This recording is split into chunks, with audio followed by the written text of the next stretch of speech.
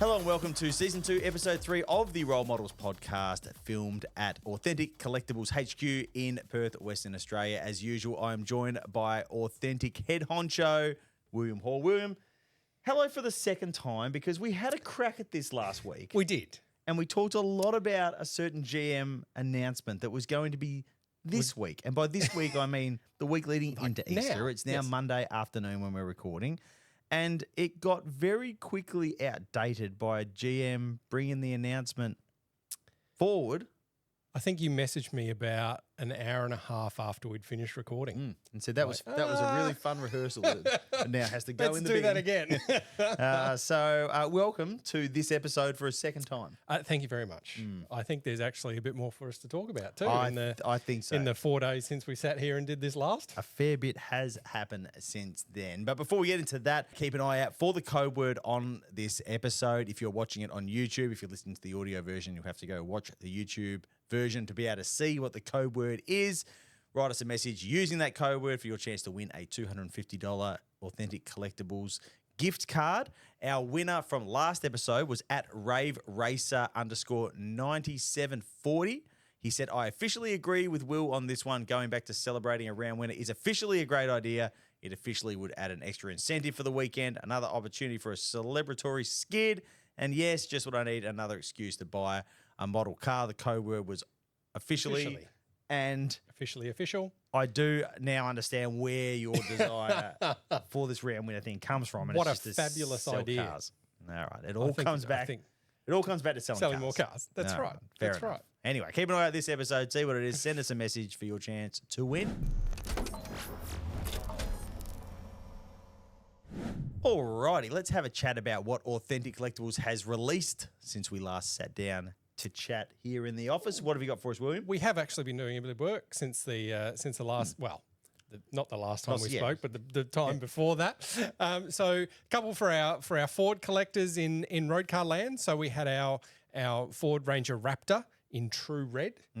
So something for the four-wheel drive fans as well. Yep. And then to stay on the Ford theme, we had the carbonized grey Aspect Mustang, which was a bit of a sort of a not a standard release in terms of not a standard color or anything like that. We sort of changed it up a little bit and did a few little things with that one. So that was quite a good little one. Hopefully you got your hands on one of those. And then back into race car land. Yep. We had our 500 rounds celebration livery that Tristan Groves here in the office designed to celebrate Dick Johnson Racing's 500th round. Yep. Which was back in 2023. This is the blue and gold sort of number? Yeah. So DJ signed the certs for those for us as well. So that's something a little bit special for DJR collectors.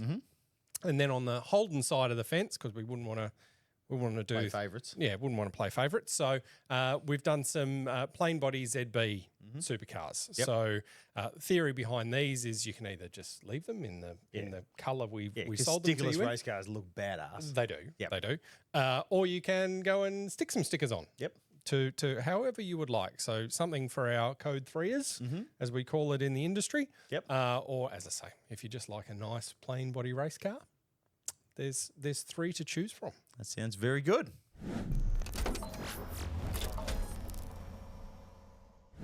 Okay, let's have a chat about what has been going on in the motorsport world, because there has been a lot. There was plenty to talk about last week. There was. And then all this other stuff has happened now. So we may as well. Actually, we'll kick things off with the Bahrain Grand Prix, because that's still fairly fresh in our minds, because it was just yesterday as we Last record. night, yes.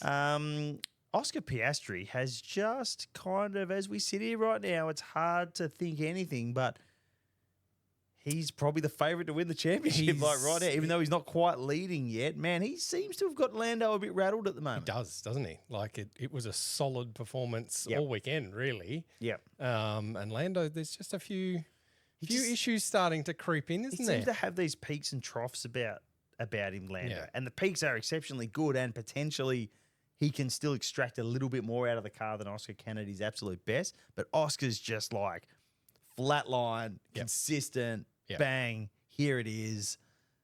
And maybe that's going to be the difference come the championship, particularly if we sort of see that Lando does let himself get flustered and sort of talks down to himself and stuff. Like, if this becomes a real down-to-the-wire setup, Oscar's just showing that kind of complete robot-like Yep.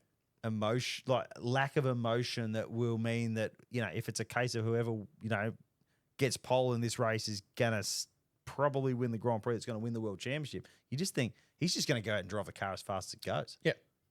And when his competition, in theory, has exactly the same bit of kit, it's not like you're going to go into a race meeting where, they might qualify 1-2 and then discrepancies or differences between the two cars is going to mean that, there's an opportunity somewhere there. Like, it's pretty hard when you're racing exactly the same car to have that bigger, pace differential that you're going to jump them. And the team aren't also going to help you in any way necessarily. So it's going to come down to who does the job in qualifying. And, geez, Oscar just keeps seemingly. There's a long way to go. Like I say, Lando still does technically have the points advantage, but right now it's hard to sort of not see Oscar running him 7 points or something, Yeah. isn't it? Like, and Oscar goes pretty well in Saudi Arabia. So, that's where we head this weekend. So I think, as Aussie F1 fans, we could actually be kind of excited right now because we've we've got a driver in the fight. Yeah. Like we have a driver in the fight to win the championship.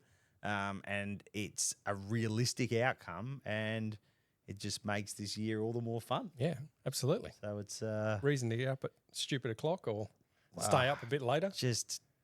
I just can't wait for the European season to start. Exactly they're even better than the day for us. Very fortunate West Australians. It's even better than the daytime races. Yes. The daytime races are a pain in the backside. Yeah, because you've always got something Something going on. Meant to be the kids go-kart track with the kids or whatever. But then you get home, the kids go to bed, 8 o'clock, bang. Yep. Formula One, absolute beauty. So bring on the European season. They're coming. I know these nighttime races in the Middle East are just a bit of a bit annoying. And the US races don't even get me started on them. But anyway, we had some supercars racing over the weekend as well. Some more argy-bargy, a bit more ruffled feathers with the new racing style. I love it so good so much. I love it so much. I love the fact Chaz Mostert didn't get penalised for roughing up Brody, which Brody seemed to not really understand on the Saturday.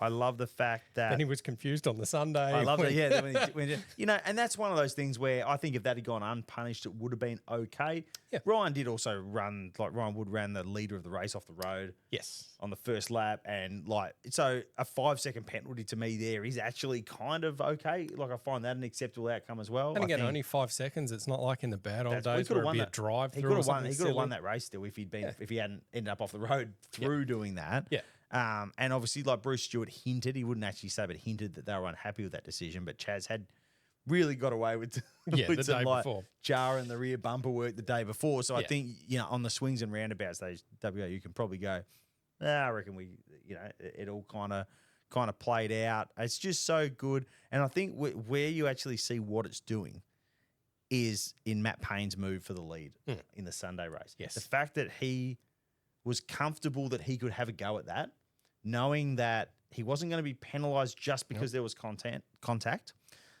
that if it had gone a bit pear-shaped, the redress was an option to just carry on. Yep. It wasn't like both of them, unless one ended up off the road and he ended up with a big penalty, he has the freedom to make that move. Yeah.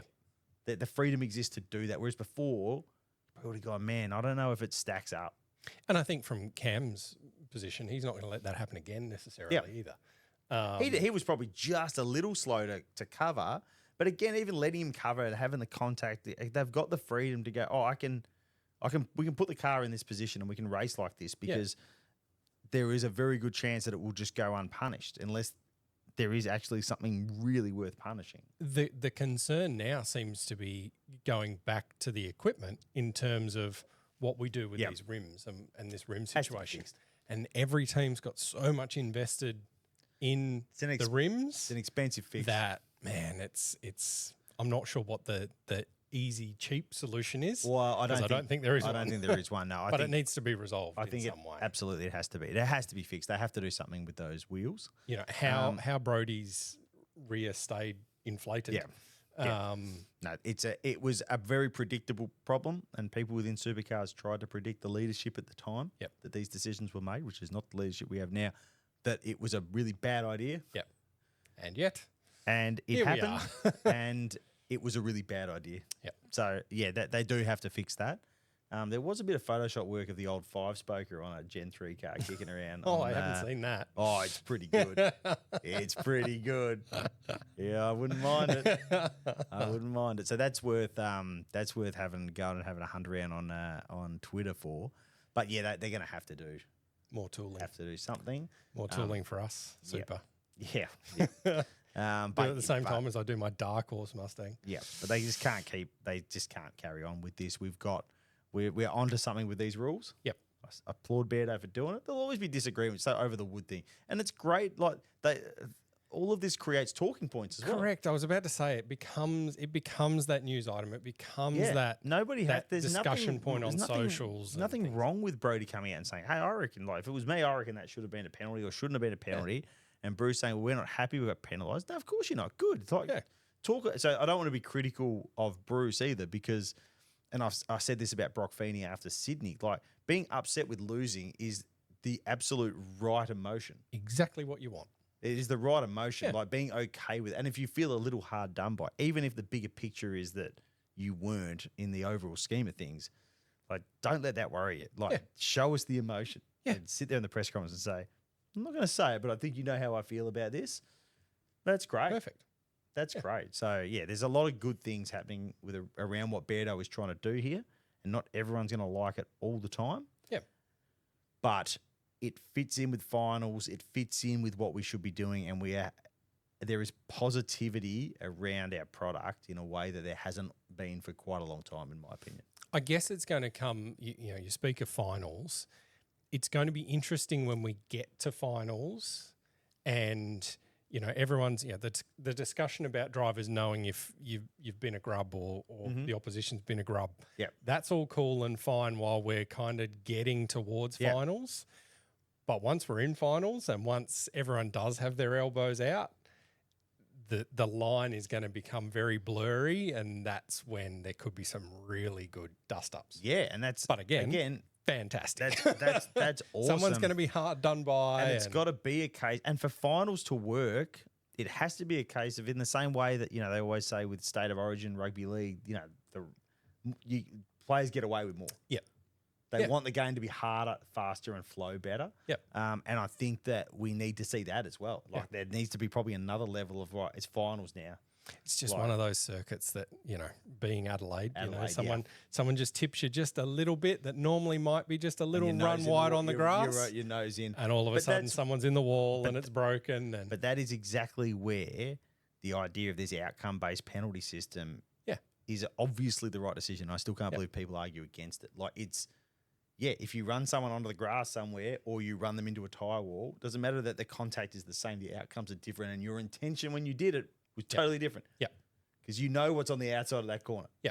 So it's all that will work. And by the time we get to finals, I think the system will be so sort of finely tuned that it should really work. So yeah, it's a good thing. Let's have a chat about the stuff that we talked about in great detail in the now forbidden episode. we can cover over again because it's actually, we can speak with certainty on all this stuff now. Yep. So, to just backtrack, the announcement was meant to be this coming Wednesday. The Team 18 would become the General Motors homologation team. It was moved forward to last Friday, then delayed again on the day on Friday because I believe of some flat tyre issues for some of the GM people on the way to Taupo. Oh, no. Anyway, it was confirmed that Team 18 is the new GM homologation squad in Supercars. It was confirmed that it will also be a very collaborative approach between all the teams, led by Jeremy Moore, who will work for GM directly. But the HT will be Team 18. It's quite amazing that we have ended up here because as of the Grand Prix, it was going to be Premier, and teams were told it was going to be Premier. There was some pushback from teams, some concerns about Roland Dane's role in the whole thing. We kind of had this changing picture of JJ coming into the fold and more discussions about how his role would work. And there's some speculation that perhaps his preference was the Team 18 path. Then we had people from Eric Warren from GM in the States at the Grand Prix actually sat down with every team, even though it was thought at the time that was just a talk about how the future kind of looked with Premiere as the HT. But a point that my colleague Stefan raised on the Full Credit to the News podcast. Like that was really his first kind of face-to-face time with a lot of the teams. That's right.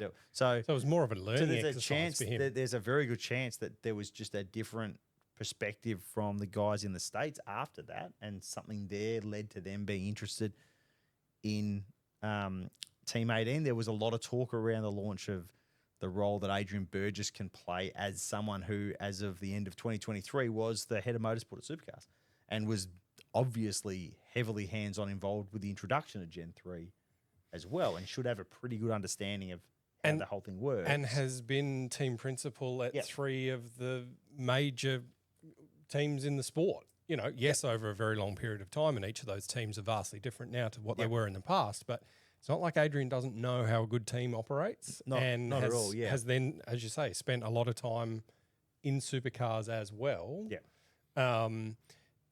GM's not in the position that Ford are in terms of, you know, Mark Rushbrook is actively and has been actively involved in this series, albeit from the US, for a vast length of time. Yeah. And GM's never done that. That's right. Not only knows the Ford teams intimately, but would have a pretty fair idea of the GM teams as well. Yeah. So, you know, a Rushbrook starting a discussion with Jamie about, you know, the opportunities that T8 might present, blah, blah, blah, and coming to a decision would be a fairly straightforward and easy one. Yep. Whereas for GM, that's not been the case up until now. Now they're taking an active role. Obviously, there was plenty of speculation about Premiere, which, you know, it obviously got to quite a, you know. Oh, it absolutely did. Yeah. I mean, we wrote a story in the lead up to the Grand Prix saying they're going to get the job because they were going to get the job. Yeah. It was thought that the meeting that they had with the GM guys from the US was basically the finalisation. Yeah. Yeah. But the picture changed. It changed quite drastically. Yeah. Very quickly after that, which obviously can happen. Can and does happen. Yeah. So, it's been interesting. I mean, I think there's always going to be an element, you know, we've talked like Triple Eight's irreplaceable, and it's going to leave a big hole in performance and everything on the GM side, right? Because it's Triple Eight. So any choice was going to seem, it sounds so unfair to say underwhelming, but there's always going to be an element of like, oh, okay, well, that's an interest. Like there's just no one in that GM fold that is the obvious standout candidate to replace Triple Eight because they're irreplaceable. Yeah, and you know, no other team sort of, you know, other than an MSR have done the wild card thing, have been bringing things to the table. Yeah. That, you know, that a T8 does, and has the capability to do. Yeah. So from that point of view, as you say, it's not so much, you know, interesting from the point of view of, well, that team's, you know, rubbish in inverted commas or anything like that. It's just each team would be bringing such a different set of things to the table than what Triple Eight does. Than what Triple Eight does, or even, you know, to a DJR or a Tickford sort of, or Walkinshaw on the Ford side. Yeah. So it was just, you know, at the end of the day, came down to almost what the teams are promising, I guess, GM moving forward as well, or what GM's expectations are. Yeah. So there'll be some interesting kind of knock-on effects to this one. I'll be intrigued to see what happens with the Toyota forklifts and Hino signage on the Team 18 cars, because I think that even though the forklifts thing is obviously different, it's not Toyota cars, it is still a Toyota logo in the same font and everything. So can you have a big Toyota logo on the side of a factory Chev? Feels weird. Same with Hino, even though it's a truck manufacturer or whatever. But they're obviously not insignificant deals to Team 18 because they are related to Charlie's day-to-day business. Which is Waverley forklifts. So interesting to see how that kind of gets played out. And but again, that's not something that they'll be sitting down working out now. Like that would have been part of the consideration about putting their hand up for this deal and then accepting this deal instead of going down the Toyota path, which was an option for Team 18. The other flip side is what does happen with Toyota now. The actual, not the forklift Toyota, but the car manufacturer Toyota that's going to go Supercars racing next year. Well, and they definitely want another 2 cars. They've been very open about that. And BJR has very quickly emerged as the pretty standout favourite to go and do that now. So it'll be interesting to see how that plays out. you know, whether that is Brad was pretty emphatic on the weekend that it'll be 4 cars if they do it. There's no plans to scale back. There's always a little asterisk on that because, well, as you said, Tickford were a committed, very committed 4-car team until the press release came out saying that they weren't. So these things, you know, but I understand Brad, like, you know, protecting his workforce and that sort of stuff. And it's admirable that that is a focus of his, that he doesn't want to have to. But there's situations where people buy Rex and may still stay, cars, whatever, and they bring and they need people to run their race teams as well. So and Brad owns 3 of the 4 Rex that he runs at the moment. So there's that extra. Well, there's always a question mark over what Pete Smith wants to do year on year. Yeah, and Blanchard's owned their Rec at the time when they decided they were going to change their focus and go and do their own thing, and so that's right. So that meant Brad had to find another one from somewhere else, and so. These sort of things always happen in the background. So I think it's obviously Brad's made his intention that they would run 4. That's a big changeover cost. That was the other thing that I was going to say. So someone's going to pay for that. Yeah, whether it's Toyota or whether it's BJR. If they do, would get their 6 cars, which is what Toyota wants, 6 cars on the grid. They'd get in there faster, if that's what they want. Yep. If they want it to be that quick. Yep. But they definitely want at least 4. So, but yeah, all of the talk. There's obviously a really close relationship between Brad Jones and Neil Crompton, and Neil has been a real driving force behind this Toyota deal. Correct. So it was probably a link that took people like myself a little longer to put together than it should have. Hang on a minute, this is it's probably a conversation going on here. Well, I think Brad also had sort of said that he was interested initially, and then had kind of walked it back a little bit himself as well. So turn around and go, well, if Brad's not chasing it, then maybe it's not a thing. Yeah, and obviously there is the 4-car element to it, because it does complicate it to some extent. It isn't exactly what Plan A for Toyota was, but that may well have changed. So that's another interesting kind of thing that we'll see play out. And now we've got our homologation team. I think that the path will sort of clear for some of these things to get finalised. And this was one of the things we were surmising in the Never to Be Seen episode of once a decision's actually been made, and once sort of a line has been drawn in the sand, which was going to be this week, but became last week. Now there are some serious knock-ons. When is Team 18 taking over? Yes. When does T8 hand over the GM and therefore able to accept the Ford from DJR? How quickly did DJR want to wipe their hands over the Ford side? I feel like it was on a Saturday night in Charlotte, North Carolina, a few months ago. I think I actually saw Doc Story actively just dusting his hands in the corner. No, I obviously didn't. But that certainly, by the time we got to SMP, there was so much talk coming out of the DJR garage, about how refreshing it was to just be a race car. Just be a race team. Yep. And just focusing on race cars. Yep. Which, was like, okay, but you are still actually the homologation team. There are still work to do right now. It didn't feel like anyone at DJR felt that way. It was like, cool. Yep. They don't want us to do it. Yep. We're not going to do it. We're just going to focus on making these cars fast now. So I think that they've mentally checked out of their Triple 8's well and truly checked out of the GM thing, because that's just become quite a toxic little relationship. And the results on the weekend would suggest that DJR are starting to head in the right direction as well. So I reckon Brody's got some big circles around some key races at the end of the year, the ones that will actually decide if you're a champion or not. And he's going, just got to tick the boxes in between now and then. Anyway, it's all the interesting news there. Now let's have a talk about DNFs, because you had a few of them on Saturday, William.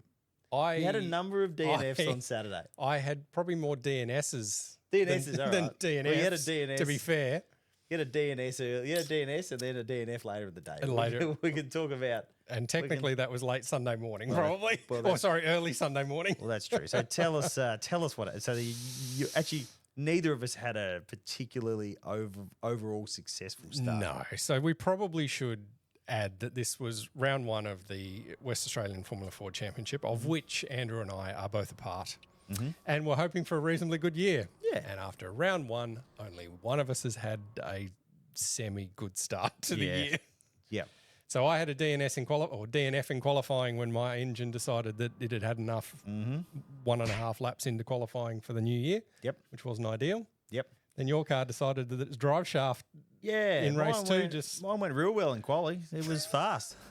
Yeah, it I was. was like, this is great. I'm like third on the grid. I'm like a tenth almost stuck it on the front row. Tenth and a bit off pole. Like, life's good. First race, 4-car lead pack. Like, you know, was looking in good. the conversation. Yep. And touch the bloke who's leading the race. This is great. And then, yeah, just brought her up to revs to the start race too, and it went nowhere. Yeah.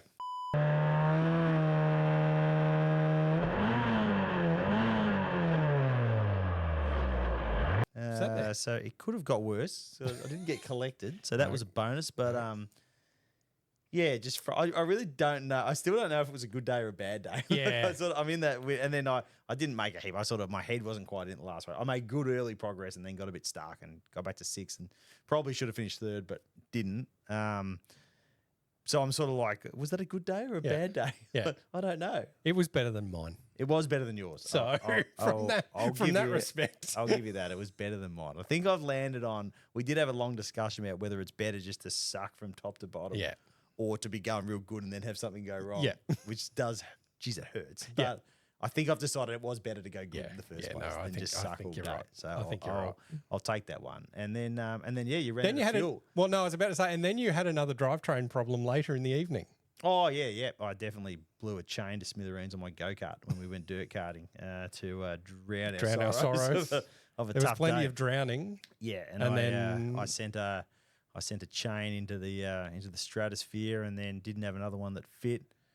And then, I just decided propulsion wasn't for me on that day, and I just settle in the sidelines for a few for a few drinks, one or two of these, and then on my way home, my Ranger decided that it was not drunk on fuel. No, and just stopped halfway home. Better than a phone call at 3 a.m. saying, "Have you got any diesel? Got any diesel in the shed?" No, I don't. My friend. No, I'm off to bed. Yeah, so that made have fun. Early Sunday morning interesting. It was a heck of a weekend that we had over here.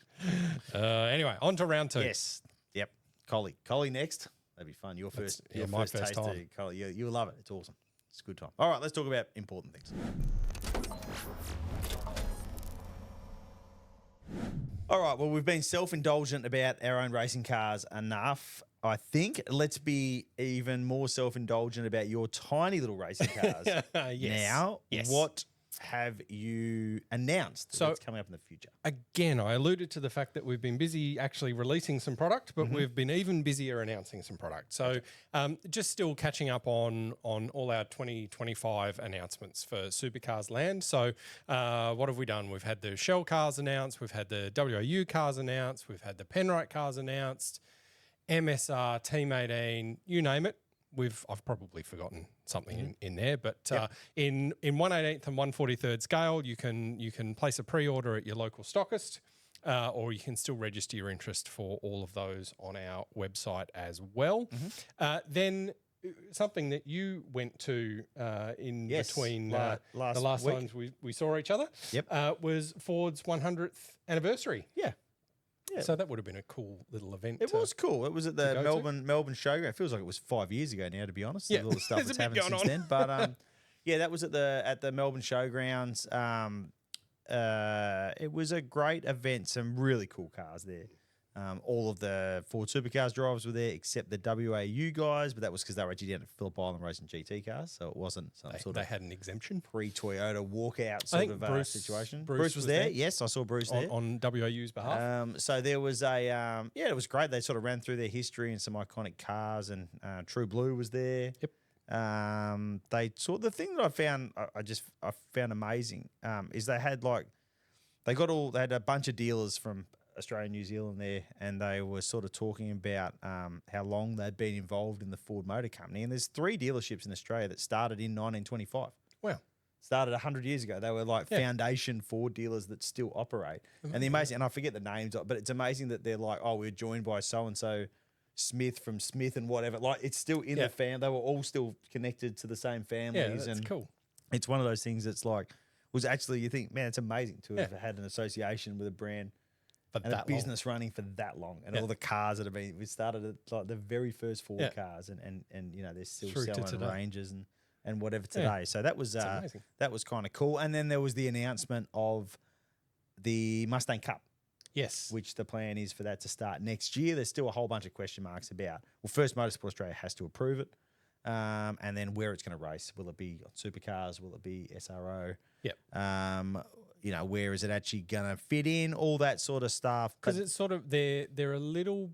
They're not quite as quick as a GT4 car. Apparently, I think they were saying around Sebring, they were about 2 seconds a lap slower than a GT4 car. Okay. I drove one. I drove one in the States at Charlotte Motor Speedway, and they're fun. They're nice cars. Yeah, like it feels like a little race car. Yeah, you know. So it's one of those sort of philosophical questions about Australian motorsport, and it's whether we need it. Yeah, because there's two ways to look at that, because we have too many categories. Yes. Well, I'm of the firm opinion we have way too many categories, right? So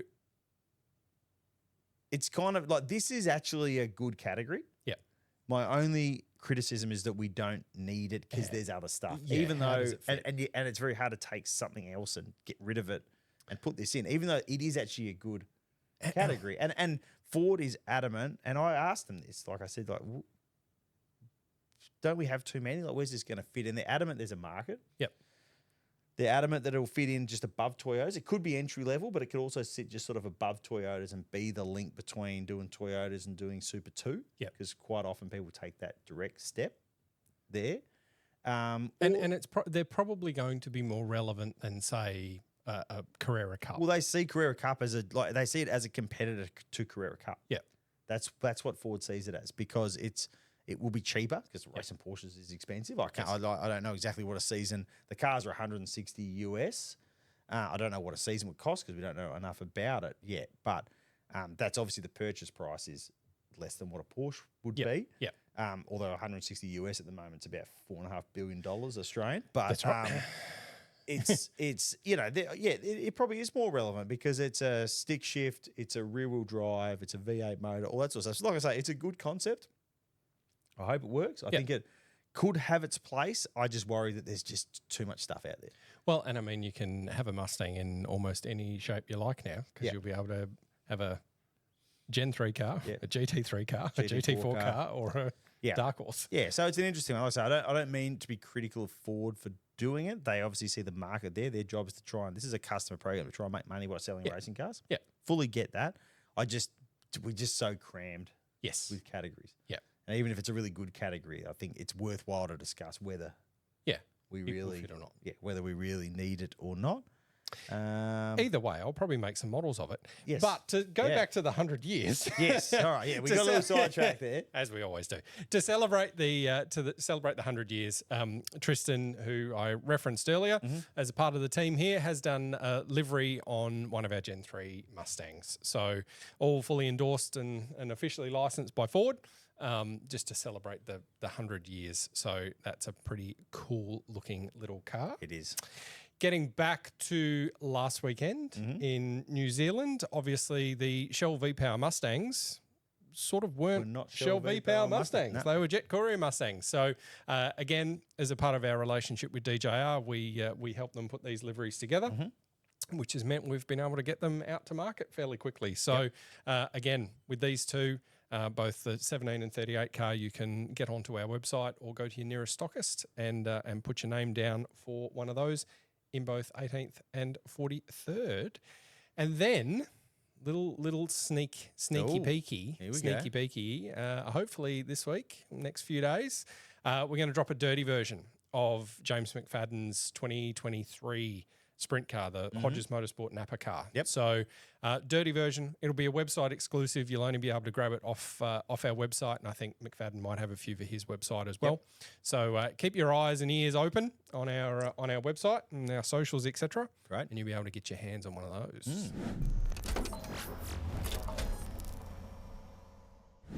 Well, let's move on to some viewer/listener questions. The first question is for you, William. It's from James Chapman 1072. Is there any chance of more dirty version supercars? It's a really cool idea. Well, and based on what I just said, yeah, yes, there's definitely going to be some more dirty versions. Whether they're supercars or not, that's up for debate a little bit in our office. We'd certainly like to do some other stuff with our supercars, but unless you have a wet race, kind of that dirty. they don't get that dirty. And doing things like damage and what have you, that's kind of that's the next level. Yeah. That's not really achievable with just what we do. But a sprint car, as soon as it's rolled out onto the circuit, they get dirty pretty quick. Yeah, so I guess there's probably, I would imagine, issues with you're dealing with more commercial sensitivities probably in the supercars world than in the sprint car world as well. And then when suddenly you're spraying dirt over the top of sponsors' logos and that sort of stuff could potentially be and again, if a supercar gets really dirty, it's probably been off track. Yeah, probably hasn't had the greatest result. That it possibly could have. Yeah. It's going to be really dirty to make it worthwhile. Then you start covering sponsors. Then it all starts to get it unravels really quickly. So sprint cars, really easy, relatively straightforward. Supercars land, it's probably more a celebration-y type scenario. That's the ones with the confetti on them and all that sort of stuff. Which is my link back to the original code word. Got to be a round winner. We got to have more confetti. Got to have bloomin' smoke guns and all sorts of nonsense going off. It worked on the weekend. I don't know about this. Well, Matt won the round. Could have been a big celebration. Your concern of winning a round and not winning a race. It's fine, fine when it works like that. Anyway, all right, move on. Another question for Will. Rob Thompson. With all these tariffs happening at the moment, will this affect the model industry? Who knows? It's probably the big question at the moment. It's all that uncertainty that's out there in the market at the moment. For us in Australia, I don't think it's really going to have that bigger effect. The biggest effect that we're likely to see is if there's currency fluctuations that become serious. We're manufacturing in China.